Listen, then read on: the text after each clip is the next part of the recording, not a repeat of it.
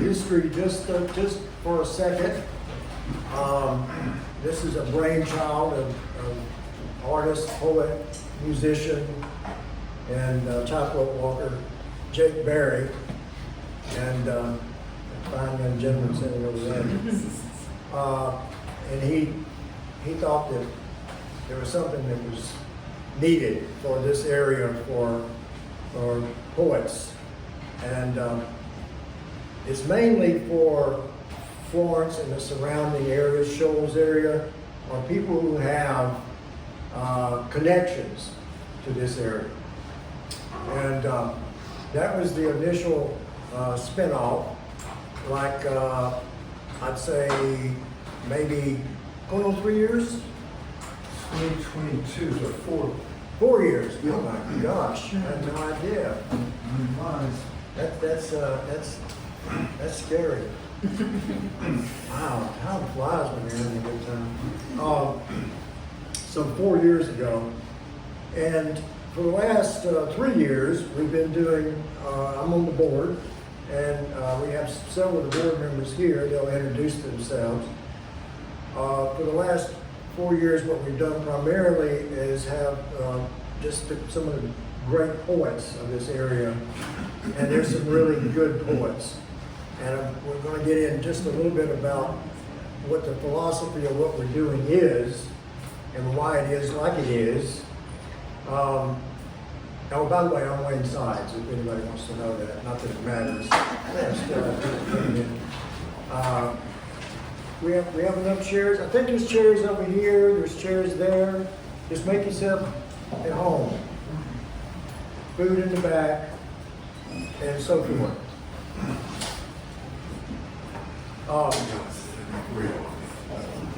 We're still settling in.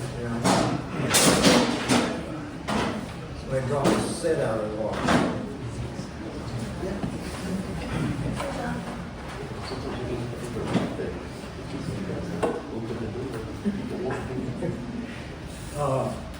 It's my other job. When I was in vaudeville for many years, I was a juggler.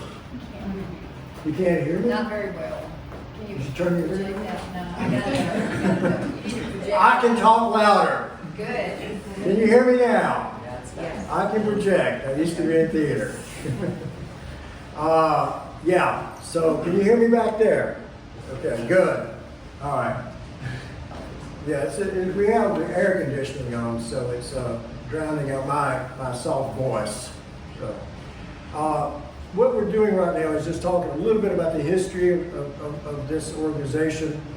It is, not only is it an independent organization, and I'm going to let Jake actually talk about this, but his whole idea was to be able to have something that did not incorporate taking money from the artists, taking money from the poets.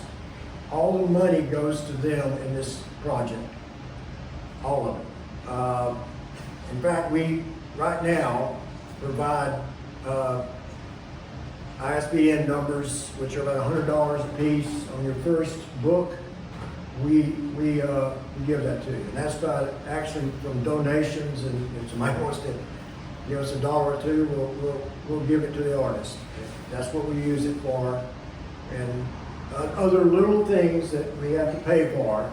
But we take no salaries for ourselves. It's all volunteer work, every bit of it. And if you want to work with us, we can always use help. But we wanted to be able to have something that concentrated primarily on the artist and not putting them in any kind of financial bind, and allowing them to have their work represented in the best way we could possibly do it in a book form. And you know, there's all kinds of books. There's little books, there's big books, and that's what we're all about. We've got people represented right here, right now on the wall. This is our new area. For the first time, we're rolling out tonight is the Renaissance section of 7 Points, which is artists, whether it be photographers, painters, sketch artists, whatever. as long as you consider an art and you've got a connection to this area. And there's a variety of different kinds of things going on here. For instance, Jose's work, he's from Cuba, but he's got connections to this area. He's living in Huntsville right now, teaching over there. He's been doing a historic survey, starting with his family from Cuba and traveling around the world every year on his own dime, trying to figure out where they came from. And it's uncovered some of the most amazing things, and he's used his art and it's using history at the same time in what he's doing. And he's found out all these amazing stories, murder mysteries, also perhaps a story that might change photography history that he found that's in one of the pieces he's done, which is in, I think in this one, this photograph right here. It might have been taken, we're pretty sure it was made by a lady, and might have been the first photograph made, a large format photograph in the world. Because, What's the year? yeah, it's a very interesting story. It's so complicated I can't go, but it's going to be in the book. So you need to get the book. Now what we have here on these kinds of things we're doing tonight, for not only the poets, but also the artists, this is the first step. You know, they have been approved by the committee, the new committee, the Renaissance Committee, to go to the first step inside the door. The rest of it is preparing the book, designing the book, and getting on a timeline that is ready for this fall when we have the big one where the books are actually there. We're going to be down to Kennedy Douglas, and our hope that it will be all books, poetry books, and history books, art history books. Art books will be finished. We have 7 artists and 2 new poetry books, so it's 9 books that will be rolling out down at the Kennedy Douglas Center in October. I want to ask Jake to come up now and talk a little bit about what I didn't talk about. I don't know what you left out. I do bump my gums. I don't know, I think Wayne covered it pretty well. Is this your? Yes, and that's Well, it. you can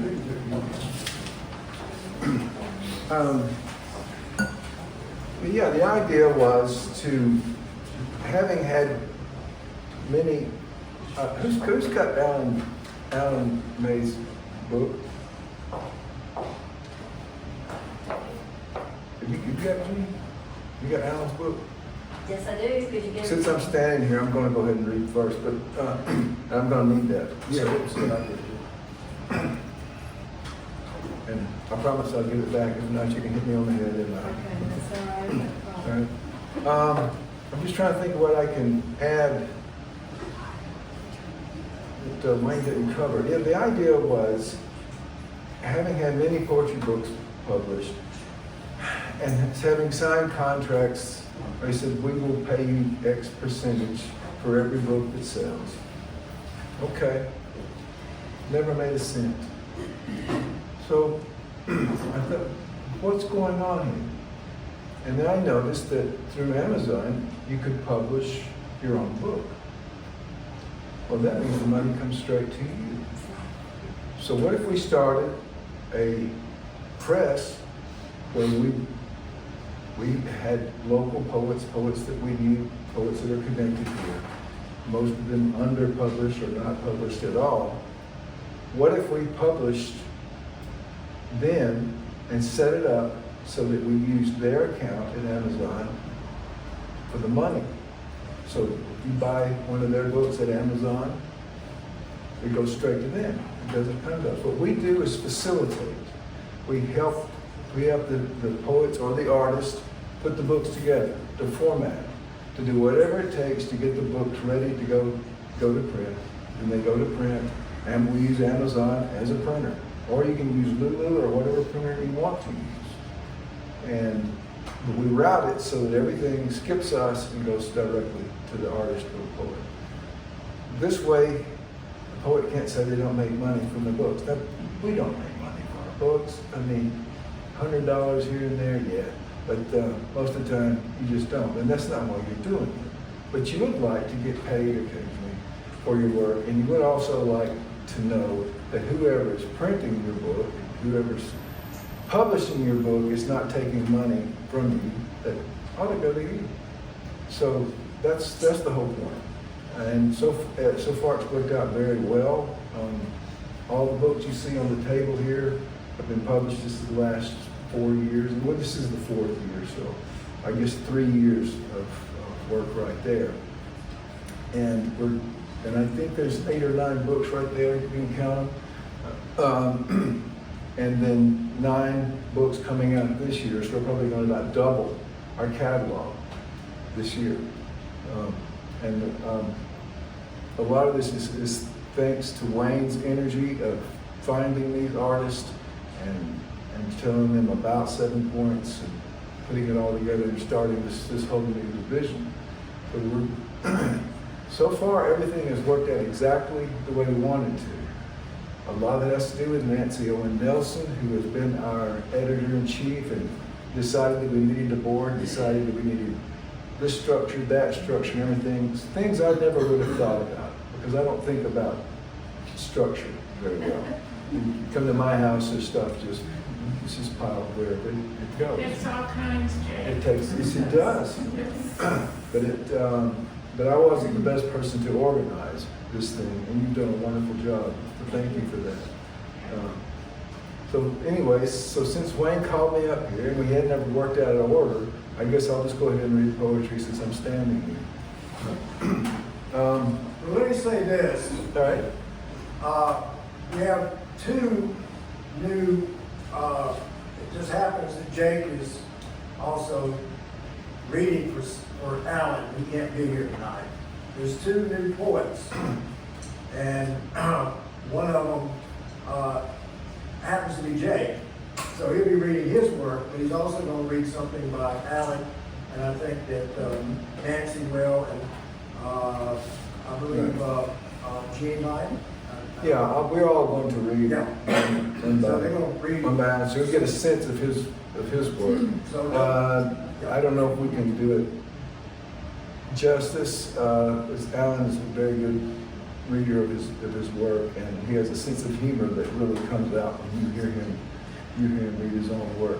But we'll try to at least give him a bump so that you can show up in October and buy his book. And I want to say that over and over. Buy his book, buy his book, buy these books, because the money goes straight to the artist. And that's what we're trying to do. So, my book, and let me say this. I didn't just tell the board, I'm going to publish a book. I had to actually submit the book to the board, and the board had to say, yes, we like this. Otherwise, they could have rejected me. I've been rejected before, many times. Every poet has. So, but I showed them a dozen poems from the book, and they said, this looks pretty good, but we could probably go with this. Okay, thank you. And the money's going to come straight to me, so buy my book. The name of the book is Substance, Oblivion, and Infinite Communion. So now that I've hit you something terribly pretentious, I feel like I need to explain a little bit about it before I read any of the poetry. It kind of originates 30-odd years ago when I first read the pre-Socratic philosophers. And that is, if the name doesn't tell you, it's the philosophers that came before Socrates. Essentially the people who invented philosophy. Although those people, that's arguable because there were things going on in Persia and Mesopotamia, those places we like to bomb, and in Egypt, and India and China that definitely predate philosophers and definitely sounds a lot like philosophy. So their influence comes into comes into the Greek world along with what the Greek world already had, which was Homer and Hesiod. These things come together and philosophy emerges, and from that comes what we call the Western mind, for better or worse. So that is what I was reading about 30 odd years ago. And then a couple of years ago, I was running through my papers and ran across this word, apeiron, which is a word that was coined by Anaximander, one of the pre-Socratic philosophers. And I had obviously been working with it, and I started focusing on that. What apeiron actually means literally is without limit. And what Anaximander was talking about was the underlying substance of all things, out of which all things come and into which all things return. Most of the other pre-Socratic philosophers took one of the fundamental elements, earth, air, water, fire, and said that was the primal element. But Anaximander was a little original. He said, no, behind these, there's something else that is without limit and cannot exactly be described. Parmenides came along a little later, took another tack on it, but also said the same thing. So we're already going in a direction that sounds a lot like something transcendental. That gets into Plato and becomes even more so. Then that feeds into Christianity, Neoplatonism, Jewish mysticism, and goes all over the world. So that's what I started focusing on, is how am I going to deal with this primal substance? How do I get poetry out of this? The way you do it, at least the way I did it, is not from writing about it, but from writing from your experience of it, which is transcendentalism. Not transcendentalism like Emerson or Thoreau or etc., but the transcendental ideals, things like beauty, justice, truth, goodness. I really believe that ultimately what you have to do when you're confronting the infinite through art of whatever kind is you have to push that art past its normal capacity. You have to push words past the way that they're normally used. And then at that point, you take the reader to a place where something opens up for them. And we've all of us who looked at art or read poetry have had those moments when something lit up. It's not there on the page, but somehow it lit up. So that is the basis of what's going on here. So it's going to sound strange, but just go with it. And if it doesn't freak you out, it might be fun. So these are basically fragments, short poems, imagined conversations, whatever the experience brought is what I tried to get down. We are suddenly thrust outside the limits, like a flock of birds on a cloudy day turning toward you seems to disappear. It is a coat you cannot wear, a name you cannot voice, as transient as moonlight caught in owl song, when every face is emptied of its grave. We were talking about the paradox of time, like a dried corpse tumbling into itself. Time cannot withstand the perpetual weight of the eternal. Time cannot bear the distance, because distance is purely formal. Can we say then that form is incarnational and that incarnation is temporal? Yes, it is a point of focus that depends on the observer. And who is the observer? Or does that remain hidden? The observer is every point of form peering out of form toward the eternal. Every sensate form, every sensate experience. One house, many rooms, but the house must be abandoned. And having abandoned the house, time is forgotten. Not forgotten, displaced, fractured. It is even possible the fragments become superimposed. One feels like many, yes, though none of them possess any fundamental existence in their formality. One is many and many are none. One is many and many are empty.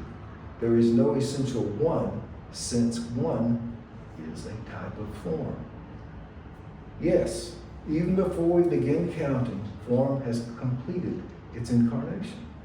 Yes, the man looks up and the room has vanished, and looking down for his hands, discovers that he too has vanished. It is always before.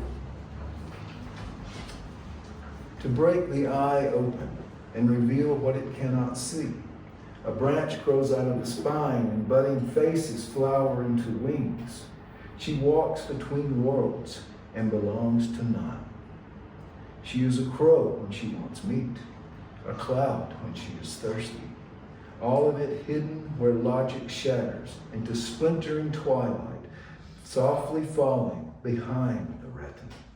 She is a temple when she glows. Thales was one of the pre-Socratic philosophers, perhaps the first of them, and he proposed that water was the primal element. And so that is where this piece begins.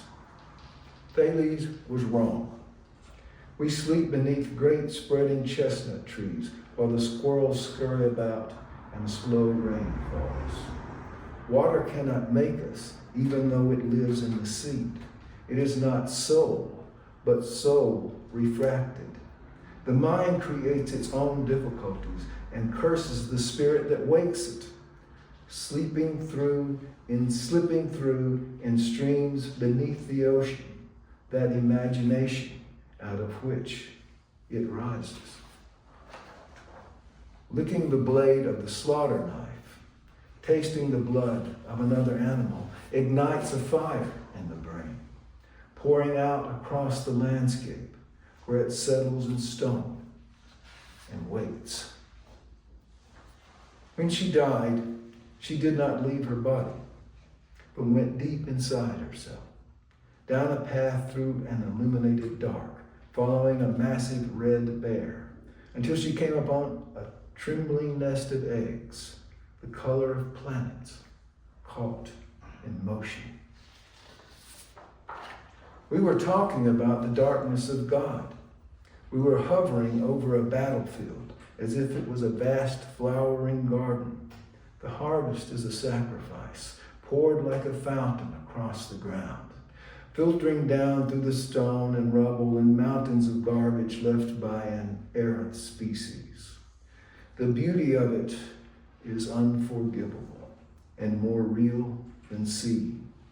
I am here, she said in her sleep, and dropped the phone. This is not the surface. Surface beneath surface? No. The wild flocks coming into flower are heaven's own. Beneath them, in the wet and loamy ground, the surface embraces the roots. This is not the surface, black marks on a white field. It is the trace of someone passing and fading in and out of the deeply immersive and fertile waking, which is substance and the heart beneath. There are depths beneath the sky knows nothing of. It beats in the pulse of every creature who remembers the sea. He looks down into you, the eagle you encountered on the road, and sees and knows completely what we can know nothing of. And taking it deeply into his pinions and skull, shakes himself into its presence and carries it into flight. You feel the swift absence and stammering towards it, call it beauty and surrender, but the sky cannot go. They will smuggle you out through abandoned warehouses wrapped in muslin with a candle on your chest. They will pay the debt to the incinerator, a savior torn out of place, a planet on fire, falling weightless and silent into the space only mind conspires. To wake in the dissolving immediate, moss covering the rust of a shambling old railroad bridge. The way she cradled the coffee cup in both hands and lifted it slowly to her lips. light undulating from light, multifoliate, eternally disclosing, each leaf a seraphic choir, revealing through impossible harmonies the fiery disposition of joy. Thank you.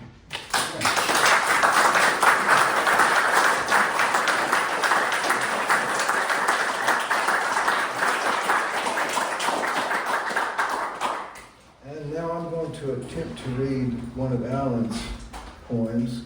Like I say, Alan is an excellent reader of his own work, and so I won't do it justice, but I'll give it a shot.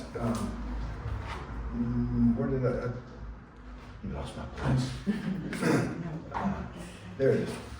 This is called Everyday Monster. The steel machete in your paw, deer running across the lawn, across the park toward the magenta horizon. Couples dance to a love song from some other era. I suggest you lay low, play it cool. In each toy house hangs a loaded AR-15. For each street on this grid, some minor disaster awaits. Some might mistake you for a hoax. Others might want to dress you in a bow tie. I see you blank and lonely.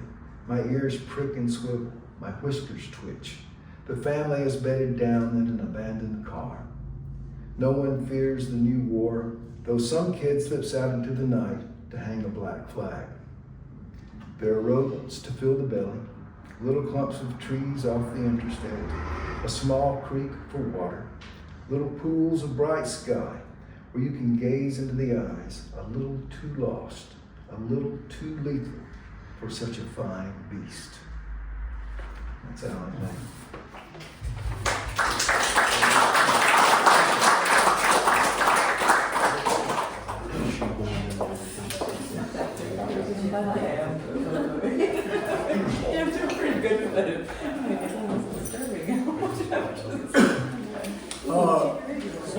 If you get a chance to come up and read about the artists, please take that time.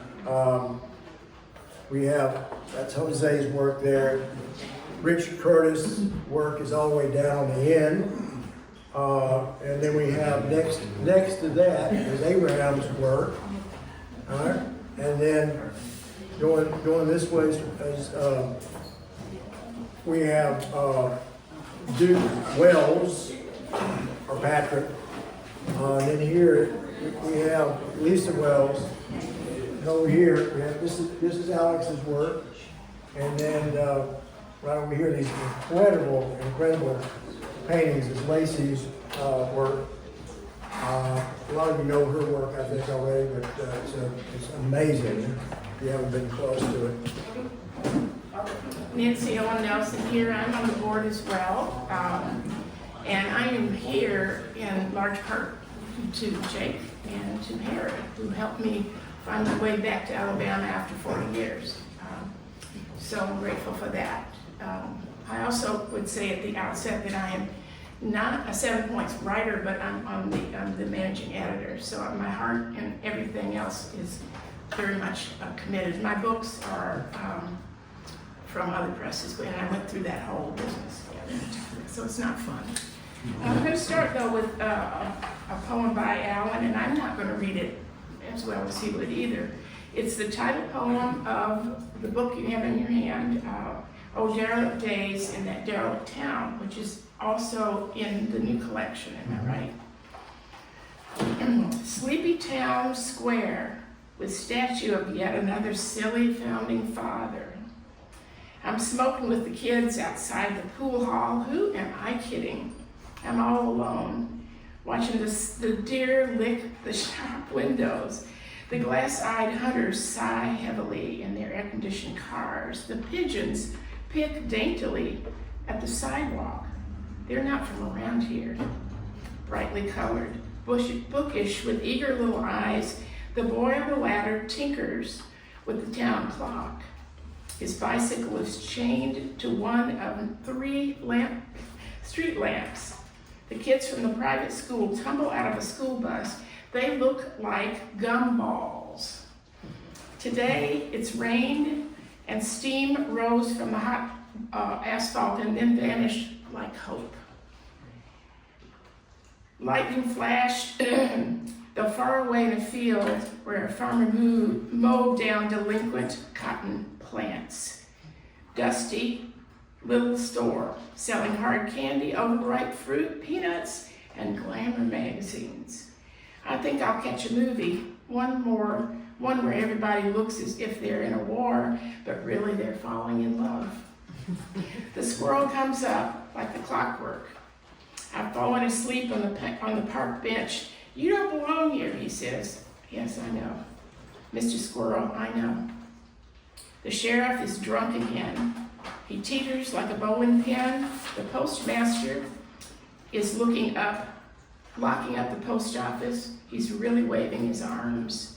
The stamps have escaped their cubby holes and are flying around behind the glass doors and barred windows. It's a little bit of dancing there.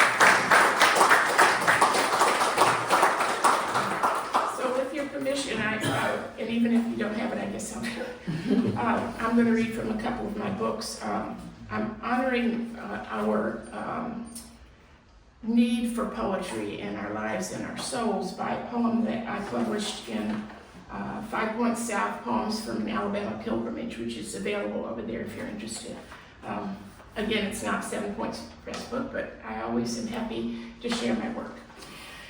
Did anybody ever know Gene Crutcher's bookstore in Birmingham, Southside? Okay, anybody else? All right, this is this poem, City Lights of Birmingham, 5 Points South, is dedicated to him in his memory. With my young husband, I watched a film about an iguana, a defrocked priest, 2 wise women, and a foolish girl in Mexico. It left a steamy, sweet feeling in my mouth. Just past virginity, I choked back tears, remembered an old man's dying words, ripe fruit and branch. Just past greening, just pungent, yet already past fullness. A Saturday afternoon, 1967, we visited your store, Crutcher's City Lights of Birmingham. Allen Ginsberg once called it. A hopeful glimmer for a southern city in turmoil, a cross burned, so I hear, on the roof of your building. You greeted us at the door, and I entered another realm, a place with incense and Buddhist chimes, possibilities well beyond my virgin mind. What mattered there was books and words only. I mentioned Nono's poem, the old poet struggling with mortality. You pulled William's play off of the shelf, opened it, and read his words in a sonorous voice. Almost like the old man who, after years without inspiration, found his voice. His final thoughts begged for courage for his frightened heart. You did not stop talking that day. Told of a party the night before, of the sugar cube somebody put in your drink, of the aftermath for you, of confusion and glory. And I, still virgin at heart, left grasping a book, a memory of your voice intoning about, and this is quote, broken stem, the plummeting to earth and earth's obscene, corrupting love. Changed by the poem, by the resonance of your voice, by a new world I tasted, sharp yet sweet. Your store closed in 74, after the money ran out and the magic too. Did you find, like a maddened priest, like a wild iguana, a freedom from demons that had plagued you for all those years? I hope so. When the last I saw you in the late 70s, you drove me in a cab, delivered me someplace I don't remember.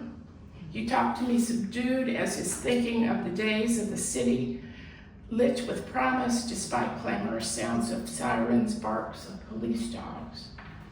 Where did you drive me? It doesn't matter now. What matters is your voice, the words that No, that Saturday afternoon when I lost my innocence, when I saw a door open for a new path, to the possibilities of corrupting love.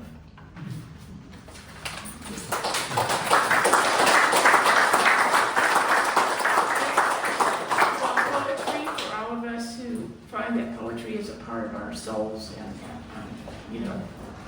hope that you have had that experience as well. This book is my proof copy of Letters to Jimbo, which will be out.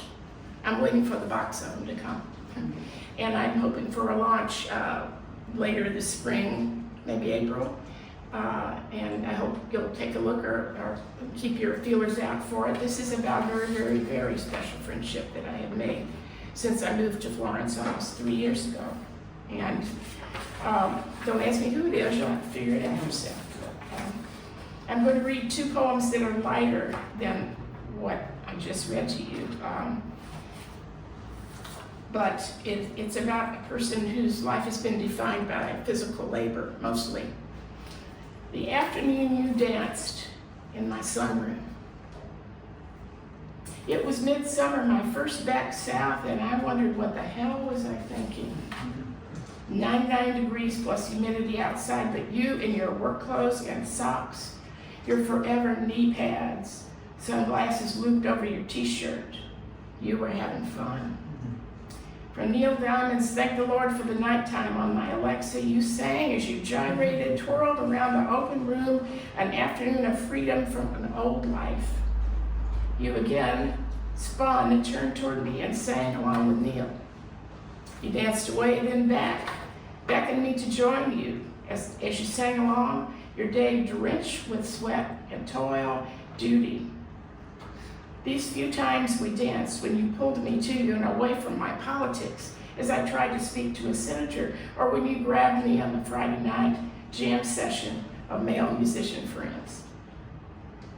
On an evening, you let me lead the box step in the very sunroom where you had your Arthur Murray debut. It was late afternoon, late winter. This time more focused, as if we might find a spot across the river in Muscle Shoals. A club where we could pretend no one knew us, where we could forget the day. Jimbo, do you remember my laughter and my words on this video? Go Jimbo, this will make me happy when... I didn't finish. I think I meant when I look at this film later, and here and now tonight, it does make me happy, but I also won't wait for the next dance. That's it.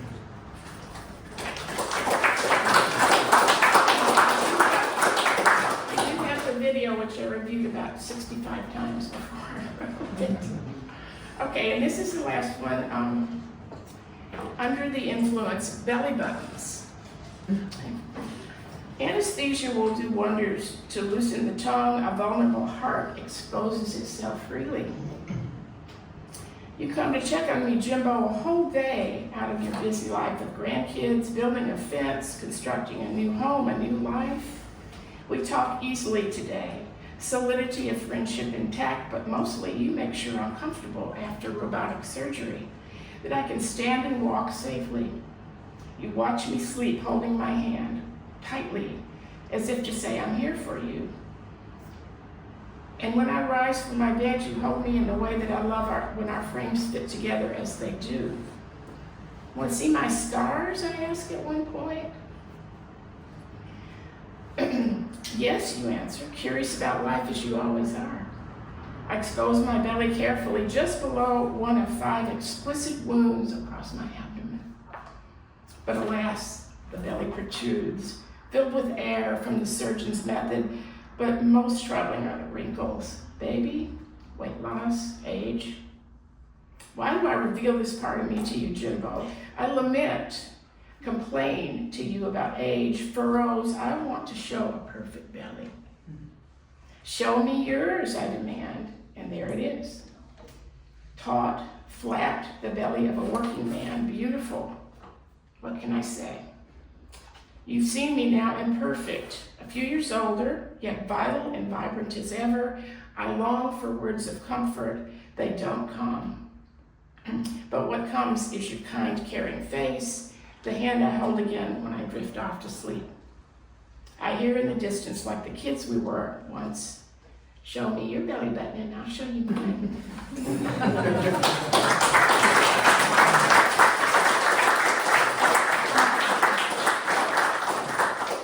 That one was fun. We have two more. Oh, yeah. We have two more, and who's pen? Oh, that's fine. Yeah. Thank you. I won't catch that. Thank you. We have two more, and don't really need much of an introduction for Jeannie. Most of you know Jeannie Thompson, who's come all the way up from Montgomery, and she's the founder of the Alabama Writers Forum, and she has so many awards that I can't even begin to give them to you.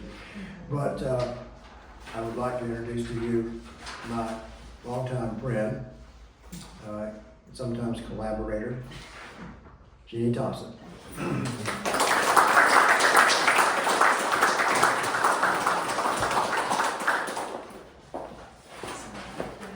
Hi, everybody. I feel sort of like in the corner here. So I'm going to read one of Alan's poems since I was given that assignment. I'm going to read the poem and then I'll say what I was going to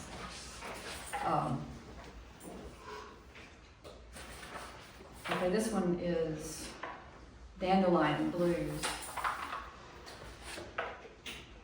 Lots of D's in this title. Dandelion Blues. Oh, seeds of dandelions fallen on the ground. I wish I could love you more. Remember that day when the trucks careened through the neighborhood, when the sea green SUV sang like a top? No, when the sea sang down at the wharf and the ice cream truck stopped in front of my little house, and some kid in a baseball cap was chopping at the honeysuckle growing along the fence. That's a question, I didn't read that right. Remember all this? And some kid was chopping at the honeysuckle along the fence. Its scent was choking him. In 3 years' time, he would be crushed by a backhoe. What can I do for you, silly landscape? That strange old Victorian with 1,000 gables. The county clerk in the park flying her kite. She runs and runs, but what has happened to the wind?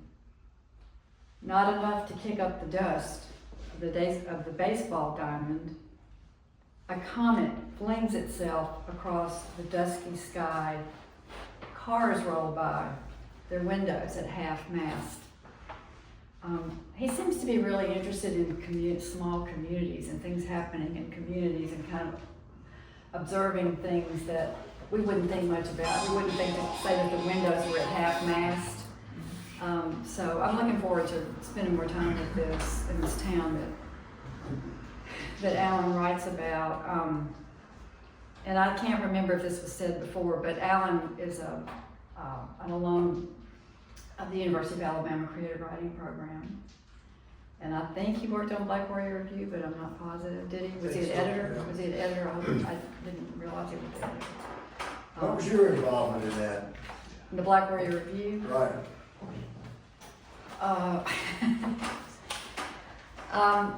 Okay.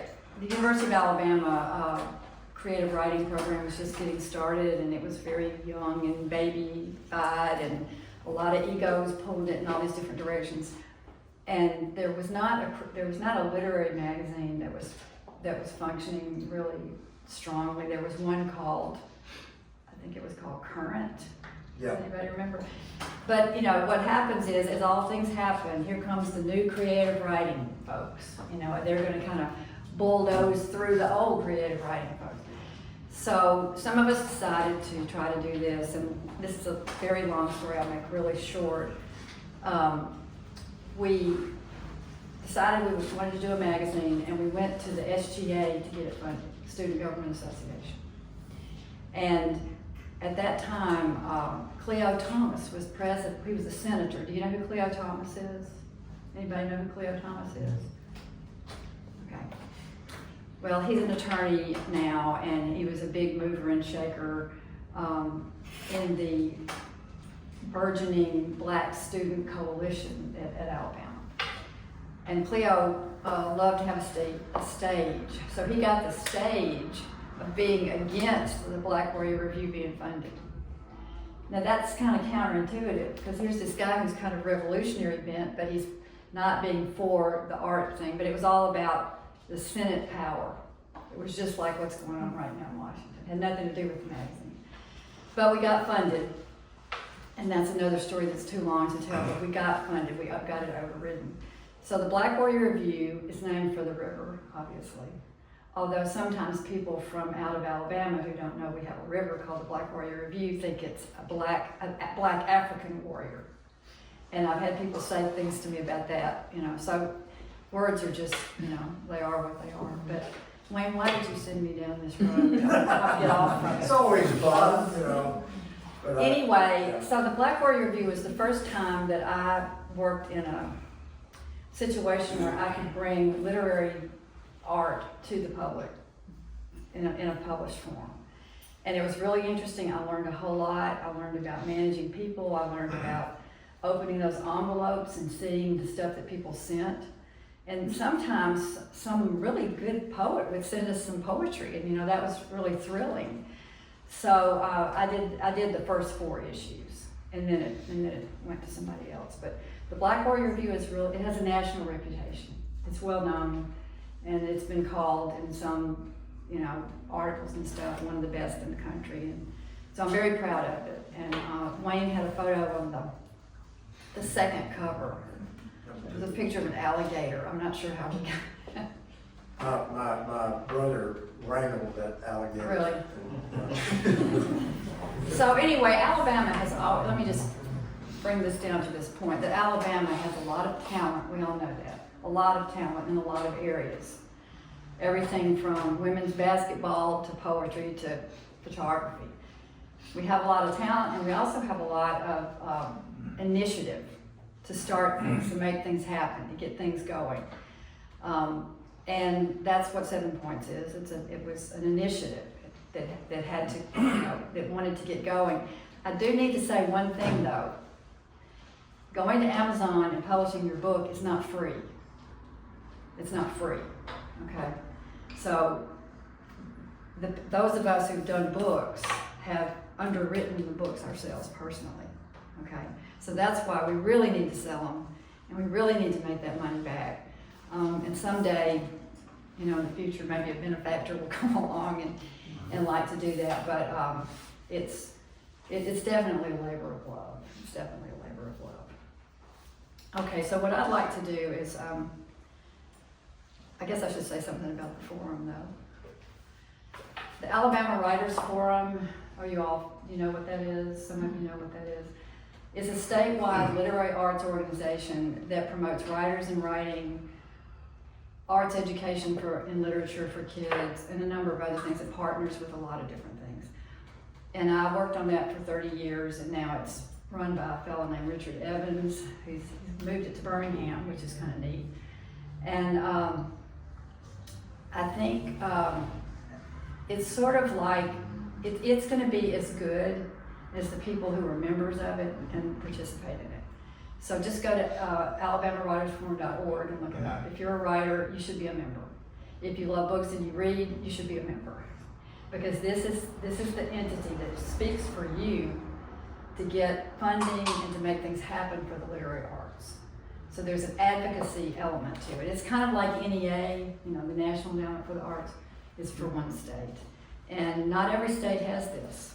It happened because we wanted it. Some of us wanted it to happen, and we made it happen. So this goes back to this tenacity thing. You know, like, we are the national champions of literary arts organizations. Okay, we are. You know, we are.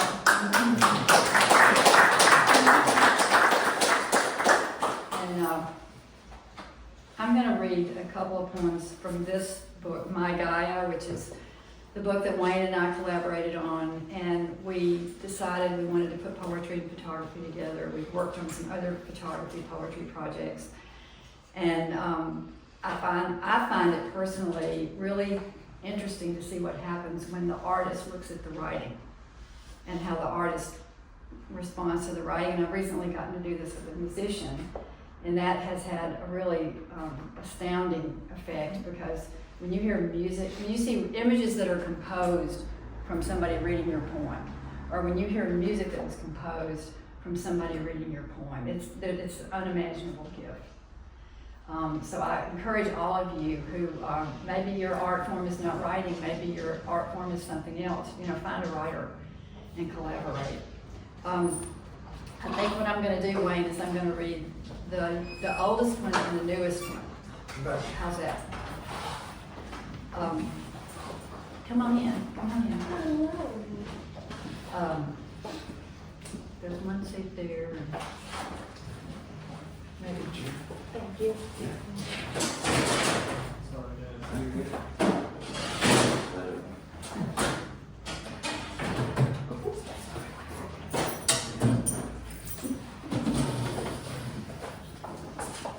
Many years ago, I wrote some poems about Highway 82, and I wanted Wayne to photograph off of those poems. And this was my first experience of seeing that you can't say that to an artist. You can't say, will you paint, will you write music off of whatever this. They want to experience it too. So Wayne said, we need to drive down the highway together. So we did that. And then we went out on other trips round and about, looking at things. And this one, you're not going to be able to see it too well, but this one is called The Lyrical Trees. This is in upper Tuscaloosa County in the wintertime. And we were riding and looking and photographing and making notes. And Wayne and I had both been in university dancers when we were students. And we were modern dancers, and we were doing improv. It's pretty funny.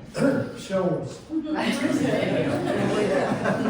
think there might be a picture in one of the Corollas, but University of Alabama's, what you call those things? They don't do them anymore, the big books. The yearbook. So anyway, the day that we saw this image, it was really cold, it was November, and I think maybe there was a football game on the radio. Yes. And when we saw these, we both had the same reaction to these trees. These are crepe myrtle trees. We didn't tell each other that. It just came out in what was created. And so this is the Lyrical Trees. I'm sorry we don't have it where we could look at it, but next time. Next time. It's winter, and we've turned once again to the landscape for some scrap of truth to confound us, to show us who we are. The land is cold, burrowed deep into itself. Sorry, I've lost my place. Let me start over. What's confusing me is I should have this memorized, because this is one of the ones that was set to music. And now I'm trying to read it off the page. So let me start over. The Lyrical Trees. It's winter, and we've turned once again to the landscape for some scrap of truth to confound us, to tell us who we are. The land is cold, burrowed deep into itself. A brown furze covers the pastures, where cattle huddle against one another in the bitter afternoon light. Across the field, around the deserted house, over the trees, the vines of summer make a ghost at work, holding fast for spring. It's all set to pull us down into its slow heartbeat, all but these three, rising in twists that dancers dream to imitate, in love with this season, when their beautiful bare limbs, their smooth bark, can sing and move upward in the shattering air. Those lyrical trees. Sorry. Move upward in the shattering air, those lyrical trees. And the image of the shattering air, I don't know where that came from. But I'm very glad that it arrived, because it seems to me to depict a lot of what Wayne was doing with color in this one.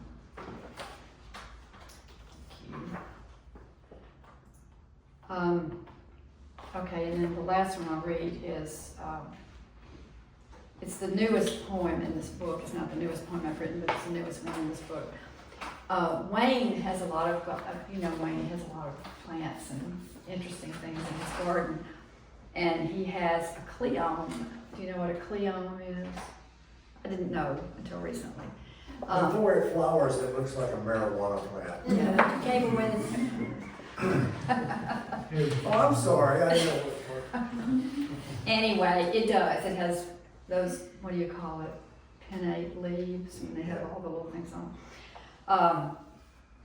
So I was kind of captivated about this plant, and I was trying to write something different, and I was trying to kind of open up my thinking about what are we doing in the world with poetry? What is the purpose of poetry? You know, why and how people are using poetry today. You know, sometimes it's used very forcefully as political poetry.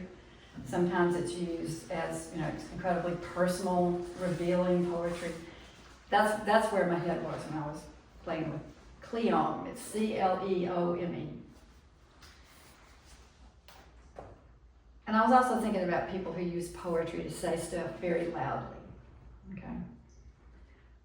Does poetry have to be our loudspeaker, our psychotherapist, a substitute for the hard work of getting people out to vote, our personal platform? This is a serious question.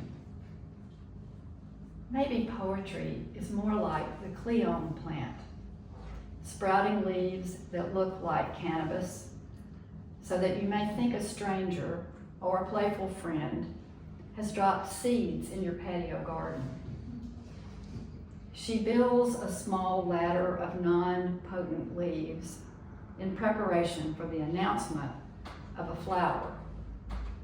Beginning as small buds, unassuming as snapdragons tinged pink, it hovers there while tiny wire-like tendrils begin to spoke out like a satellite and claim the space around the flower.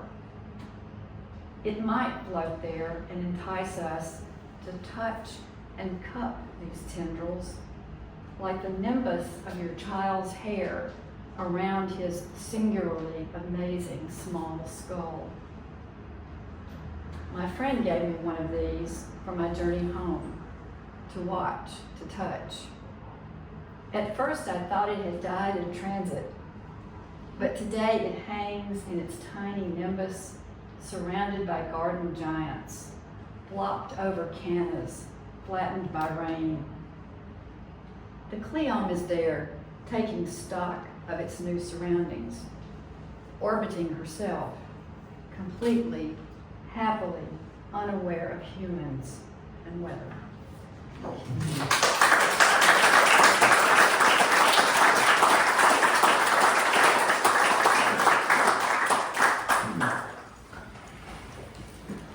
Now, our last poet this evening, we saved the best for last. Not maybe, well, I'm not.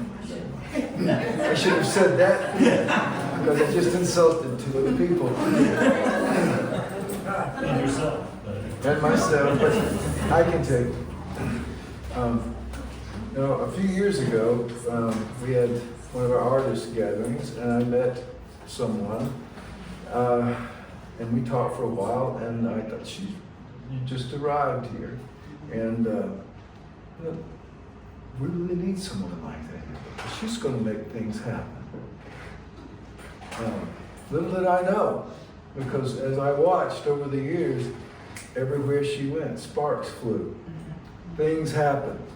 She was a catalyst for so much art of all different kinds. Theater, poetry, music. It goes on and on. So, was it about 2 years ago when they started talking about a poet laureate? Is that about right? One person came immediately to mind. But I thought that you lived on the other side of the river. For some reason, I had that in my head. I thought, darn, it should be perfect, but she goes on this one. And then when I found out who our new poet laureate was, perfect. I don't know if she lived over here. So I think the next few years are going to be great, especially for poetry, because we have a poet laureate who not only loves poetry and writes great poetry, but helps other people find their own way. So we're very grateful to have Shannon in this town and as our poet laureate. So please welcome Shannon Lindholm.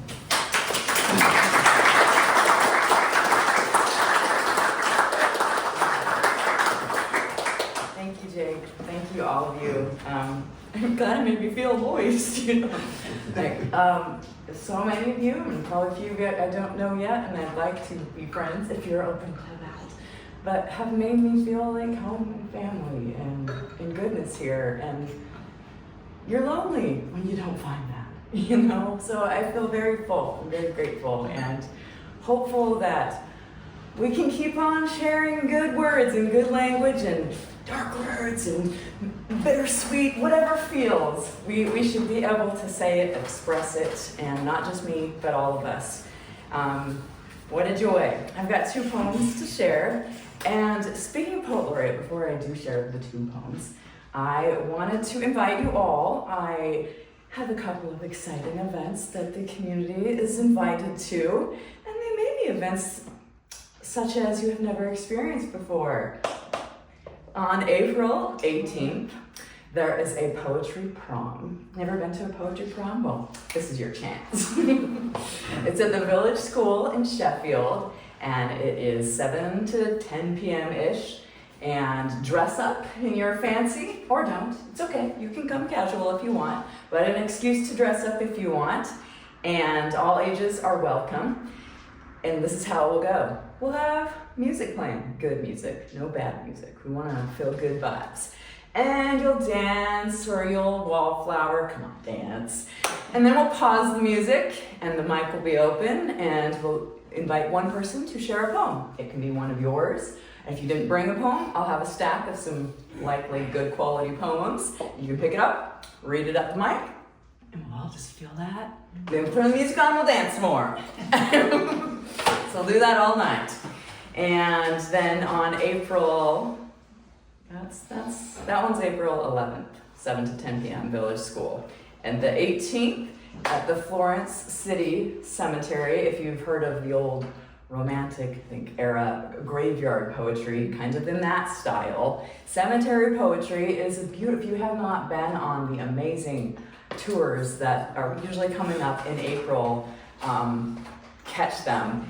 And it's just rich in history and intrigue and a great inspiration for writing. So we'll invite you to gather, and the idea will be I'll run a quick facilitated exercise where we will allow the cemetery to inspire us. Probably you'll go stand by a grave and write a little something, and then we'll gather up and we might share aloud and see what magic happens. So if you're interested, it would be a joy to have you. All right, 2 to share. I think we're gonna read this one first. Oh, the decisions. Oh, I maybe should mention, I'm very full, my heart is very full of gratitude for 7 Points Press. They published my book over there as well. And it was not first the under-published, I had a few things here and there, but it's a big leap to publish a book, and you feel like it's a barrier you can't figure out until you do. And then I feel like my ceiling is open. You know, we got the one, but there's hope for more. But and they were so supportive and loving and encouraging and so heart mentoring, you know, just good people, good souls. Okay, now the poems. Okay. My husband grew up, his family have a print shop in Alaska, and there was a crackled paper on the wall that had probably been there 20 years, and it had like a line drawing of a chubby little kid who looked like dust and dirt and Band-Aids on him. And on the bottom it said, "God don't make no junk." So that's the title of this poem, God Don't Make No Junk. The ones worthy need no convincing of your vinegar, grace, and laugh. They lap it up like dog on a hot day, slathering up slime, saccharine honey. They plead, they beg, they call, they moan. It is them who sees your lighthouse mind, your homing pigeon heart. They swim half crazy in a moonlight tide eclipse. They come for you, drawn as magnets are north to south. You couldn't keep their iron shards away if you tried. You shatter that plate, Opa! And since you're not breaking solids, but liquids, breaking waves, windbreaker, heartbreaker, break, brack, brick, bid, bite, suck, spray, salts shall never lose its savor. And finally,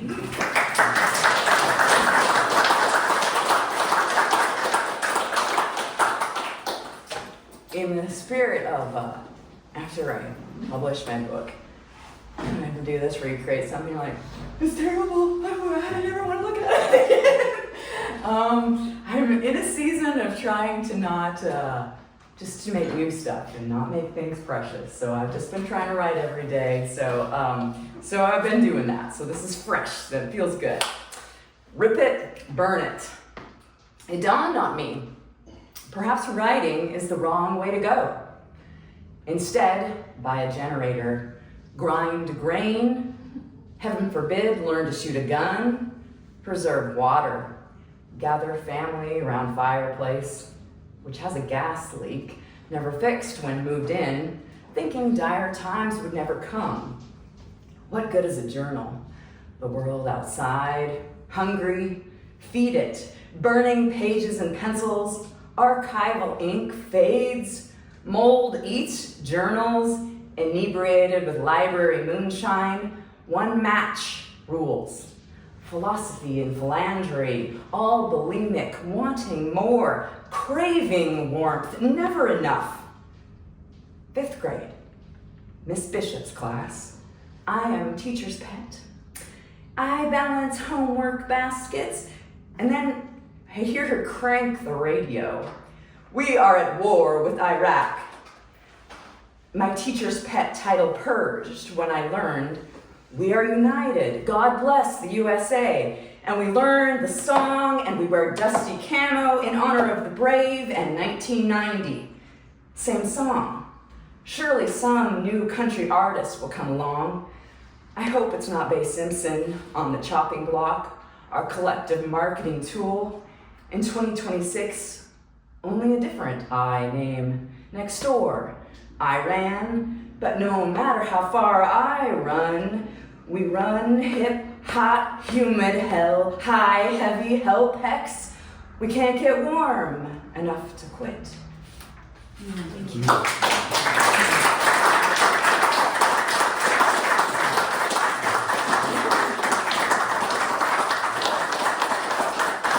I'm done. Selfie, okay? Don't judge, you would do it too. Just selfie.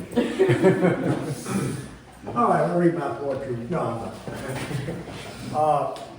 First of all, I just want to thank everybody for coming out tonight. And it means a lot to all the artists that are here and all the poets that are here.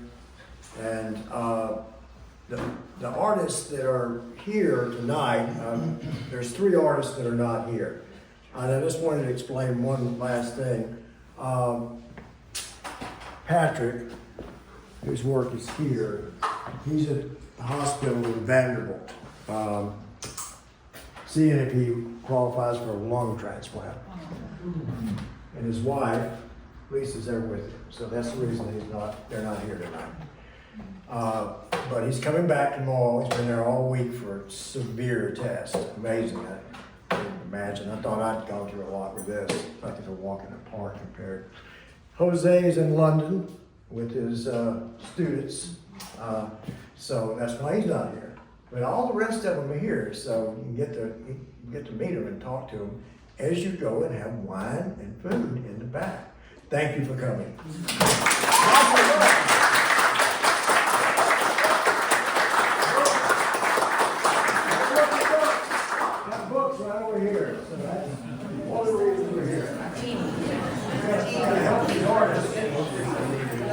it's funny, this week is like the big creative writing conference thing that we do. I was gonna go down writing down and got on my way.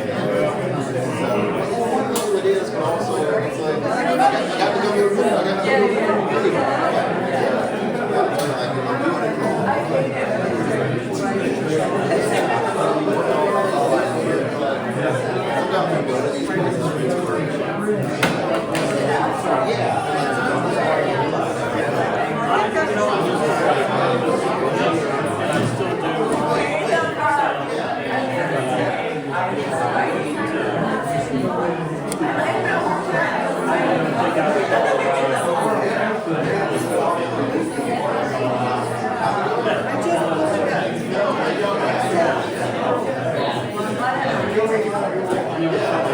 sooner or later, we're going to get out of this.